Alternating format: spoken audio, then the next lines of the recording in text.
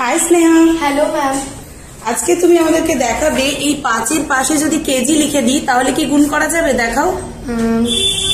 এর জন্য প্রথমে আমি 5-এর পরে কেজি লেখাটা অ্যাড করে নেব।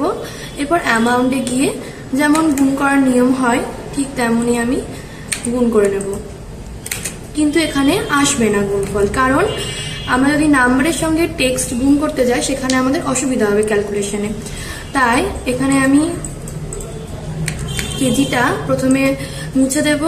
এরপর এই ঘরগুলোকে সিলেক্ট করে Ctrl+1 লিখে কাস্টমে যাব। তারপর জেনারেল লেখাটা মুছে দেব। এরপর হ্যাশ দেব।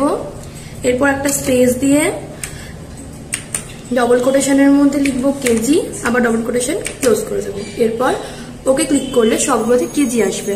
এবার যদি আমরা অ্যামাউন্টটা বার করতে যাই তাহলে সাধারণ নিয়মে গুণ করলেই আমাদের বেরিয়ে যাবে অ্যামাউন্টটা।